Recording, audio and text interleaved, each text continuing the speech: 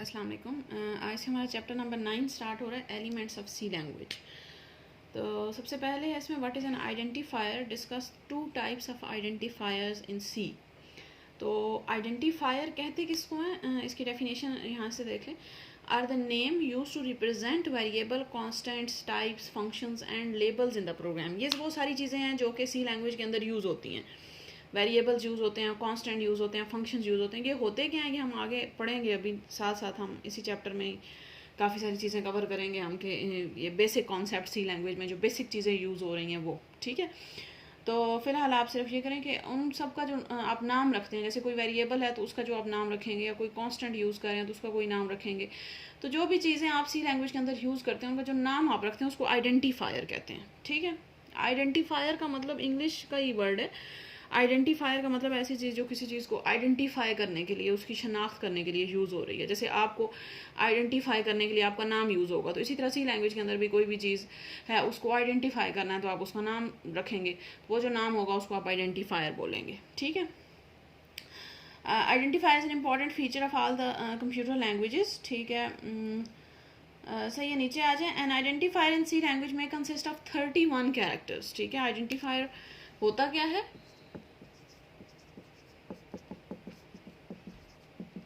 Identifier होता है name used for variables,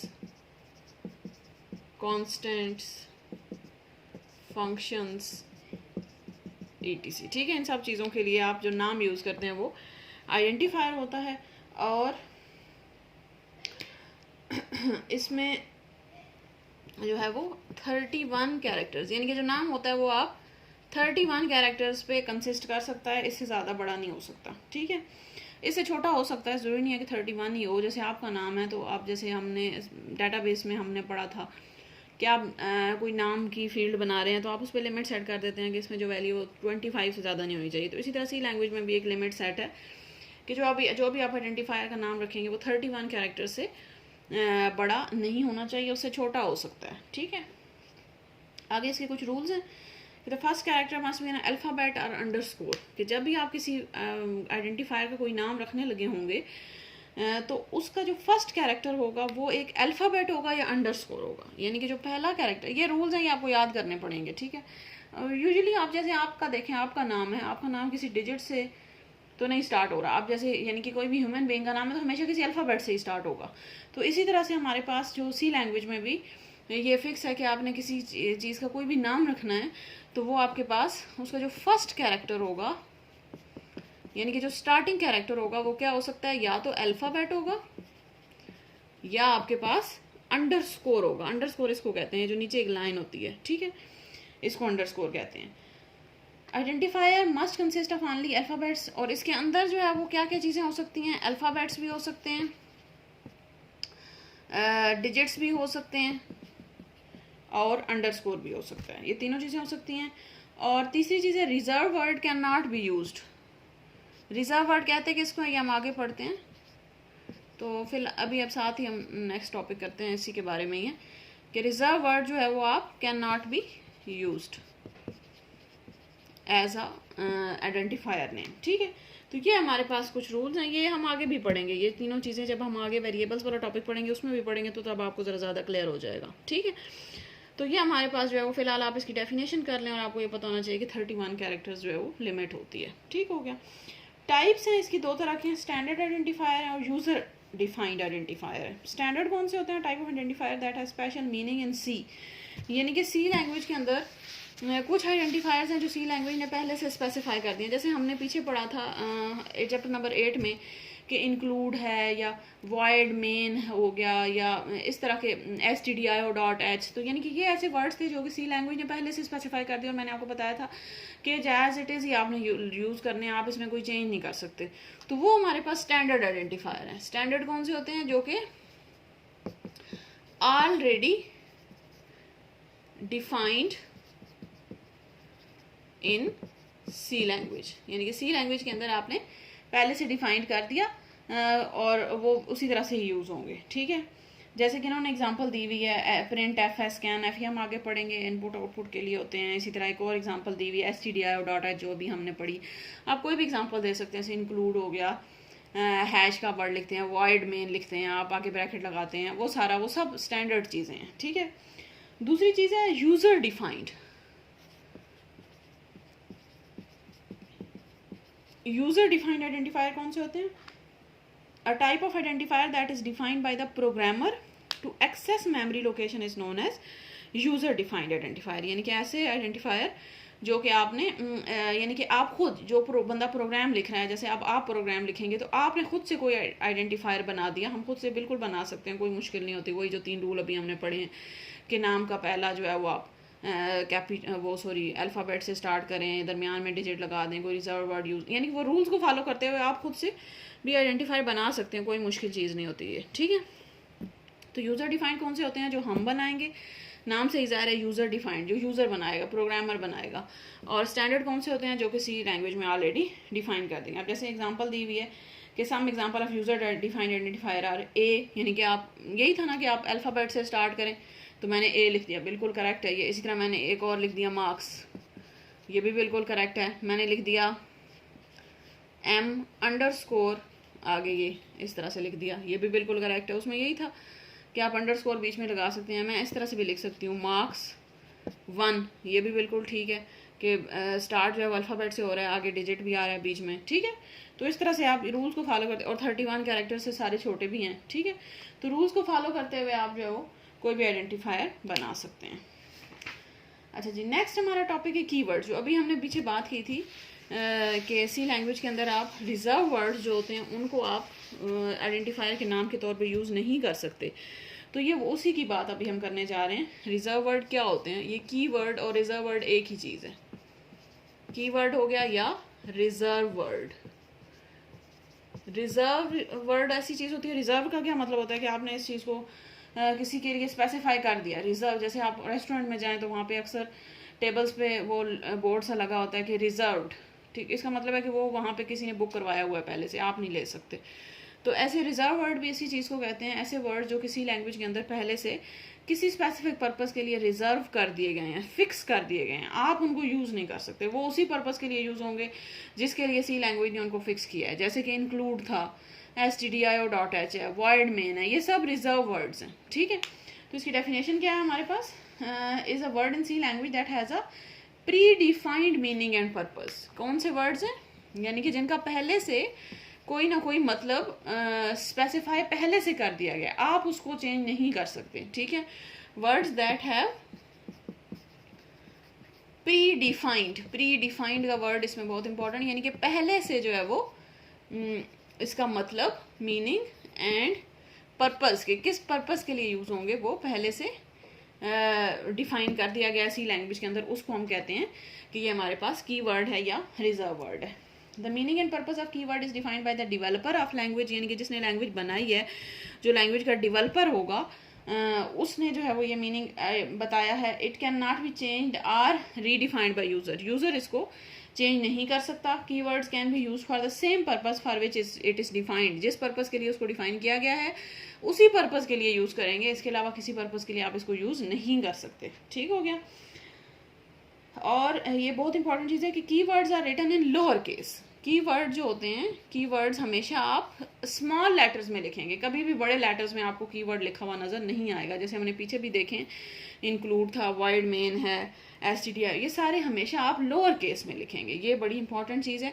अगर आप इसको अपर में लिखेंगे तो एरर आ जाता है, ठीक है ना, ये गलती कंसिडर होती है। तो ये आपने बात याद रखनी है कि keywords are written in lower case, ठीक है, कि आप हमेशा इसको लोअर केस में लिखेंगे, कभी भी अपर केस में नहीं लिखेंगे। अच्छा, टोटल नंबर ऑफ कीवर्ड्स यहाँ पे लिखे हुए हैं, इसको रिजर्व वर्ड भी कहते हैं, ये भी लिखा हुआ है। और टोटल नंबर जो है वो 32 कीवर्ड्स हैं टोटल। तो आपको सारे याद करने की ज़रूरत नहीं है, हम साथ साथ पढ़ते जाएंगे तो आपको समझ भी आती जाएगी। कुछ 3-4 एग्जाम्पल के तौर पे आप इसमें से याद कर सकते हैं, और वो हमने पढ़े भी हुए हैं। आप इंक्लूड लिख सकते हैं, वॉइड लिख सकते हैं, मेन लिख सकते हैं। इसके अलावा भी यहाँ पे हैं कॉन्स्ट है, डिफ़ॉल्ट है, डू है, डबल है, एल्स, इनम, एक्सटर्न, इनके मतलब क्या है हम आगे साथ साथ पढ़ेंगे, ठीक है। ये चैप्टर नंबर आपका जो 10, 11, 12, इसमें हम इन्हीं को पढ़ेंगे बारी बारी। कि हर किसी का कोई ना कोई पर्पस होता है, कहीं ना कहीं पे कोई ना कोई यूज़ हो रहा होता है। तो एग्जाम्पल के तौर पे आप 3-4 कर लें, ठीक है, सारे याद करने की ज़रूरत नहीं है। तो मतलब आपको लाजमी पता होना चाहिए, बड़े इंपॉर्टेंट, ये शॉर्ट क्वेश्चन में अक्सर पूछा जाता है पेपर में भी कि कीवर्ड या रिजर्व वर्ड क्या होता है। तो ऐसे वर्ड जिनका सी लैंग्वेज के अंदर पहले से कोई ना कोई मीनिंग डिफाइन कर दिया गया, उसको हम कहते हैं कि हमारे पास कीवर्ड। ठीक हो गया। नेक्स्ट चीज़ है हमारे पास वेरिएबल। और ये जो कीवर्ड्स हैं इनको आप आइडेंटिफायर के नाम के तौर पे यूज़ नहीं कर सकते। क्यों नहीं कर सकते? क्योंकि इनका पहले से मतलब डिफाइन है, तो आप खुद से इनको यूज़ नहीं कर सकते। आप इनको इसी पर्पस के लिए यूज़ करेंगे जिसके लिए इनको पहले से सी लैंग्वेज के अंदर डिफाइन कर दिया गया। आप इसको किसी और मकसद के लिए यूज़ करेंगे तो एरर आ जाएगा। ठीक है, अच्छा जी, नेक्स्ट है what is variable, explain it's purpose. अभी हमने पीछे पढ़ा कि आइडेंटिफायर जो है वो हमारे पास किसी वेरिएबल का नाम हो सकता है, किसी फंक्शन का नाम हो सकता है, या किसी कांस्टेंट का नाम हो सकता है। तो मैंने कहा था कि ये सारी चीज़ें हम जो है वो साथ साथ पढ़ेंगे कि वेरिएबल क्या होता है, कांस्टेंट क्या होता है। ठीक है, तो सबसे पहला है what is variable, explain it's purpose. बड़ी इंपॉर्टेंट चीज़ है, और जितने भी आप सी लैंग्वेज में प्रोग्राम करेंगे ये आपके पास वेरिएबल आपको लाजमी ही हर प्रोग्राम में बनाने पड़ेंगे। तो होता क्या, variable is a named memory location और a memory cell. It is use to store programs input and its computational result during execution. C language के अंदर आपने कोई भी चीज़ यूज़र से लेनी है या उसको रिजल्ट डिस्प्ले करवाना है, कुछ भी करना है, तो वो आपके पास एक वेरिएबल के अंदर ही होगा हमेशा। ठीक है, और वेरिएबल होता क्या है, हमारे पास एक असल में एक छोटी सी मेमोरी लोकेशन होती है, यानी कि और कुछ भी खास चीज़ नहीं है। क्या है कि मेमोरी के अंदर आप एक छोटी सी लोकेशन ले लेते हैं। ठीक है, हमने पढ़ा था कि आपने फर्स्ट ईयर में पढ़ा था कि जो वेरिएबल है हमारे पास वो या जो मेमोरी होती है आपके पास वो छोटे छोटे ब्लॉक्स में डिवाइड होती है। इस तरह से ऐसे ही पढ़ा था हमने कि मेमोरी आपके पास छोटे छोटे ब्लॉक्स में, छोटे छोटे पार्ट्स में डिवाइड हुई भी होती है। तो आपने कोई भी पार्ट यूज़ करना है इसमें से, तो आप हमने पढ़ा था कि हर जो सेल होता है वो हमारे पास 1 बाइट का होता है, ये अपनी सारी चीज़ें पढ़ी हुई हैं। ठीक है, तो कोई भी मेमोरी को लोकेशन को आप जो है वो वेरिएबल के तौर पे यूज़ कर सकते हैं। इसका कोई ना कोई आप नाम रख लें। जैसे फॉर एग्जांपल मैं इस लोकेशन का नाम रख लेती हूँ मार्क्स, तो मेरे पास ये एक वेरिएबल बन गया। ठीक है, आप यहाँ पे बेशक लिखिए नेम्ड मेमोरी लोकेशन, यानी कि कोई ना कोई इसका नाम लाजमी होता है। ठीक है, तो वेरिएबल आपके पास क्या होता है, नेम्ड मेमोरी लोकेशन को आप कहते हैं वेरिएबल। ठीक है, the variables are created in RAM, RAM is a temporary memory. ठीक है, वेरिएबल कहाँ पे बनाते हैं आप, रैम के अंदर बनाते हैं। ठीक है, रैम भी हम पीछे पढ़ चुके हैं क्या होती है, टेम्परेरी मेमोरी।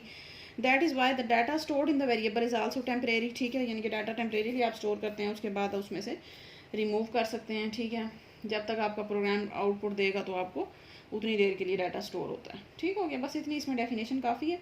नीचे जो डायग्राम बनी हुई है इंपॉर्टेंट चीज़ है, इसमें देखें इन्होंने क्या किया कि एक मेमोरी लोकेशन ली है। ठीक है, उसका नाम इन्होंने रख दिया है मार्क्स। ठीक है, ये इस वेरिएबल का नाम हो जाएगा। उसके अंदर इन्होंने क्या किया, एक वैल्यू स्टोर करवा दी 10। तो ये 10 जो है वो अब इस वेरिएबल की वैल्यू होगी, यानी कि हमारे पास जो प्रोग्राम होगा उसमें आपने लिखा होगा मार्क्स इक्वल टू 10। तो ये यानी कि आपने वेरिएबल बनाया मार्क्स का जिसका नाम आपने रखा मार्क्स और उसको एक वैल्यू असाइन कर दी 10। तो आप कुछ भी वैल्यू असाइन कर सकते हैं। नीचे उन्होंने बताया हुआ नेम ऑफ वेरिएबल है, एड्रेस ऑफ वेरिएबल है, फिर मेमोरी लोकेशन। एड्रेस को फिलहाल आप बेशक रहने दें, एड्रेस यही है कि मेमोरी के अंदर कहाँ पे मौजूद है, इसको एड्रेस कहेंगे।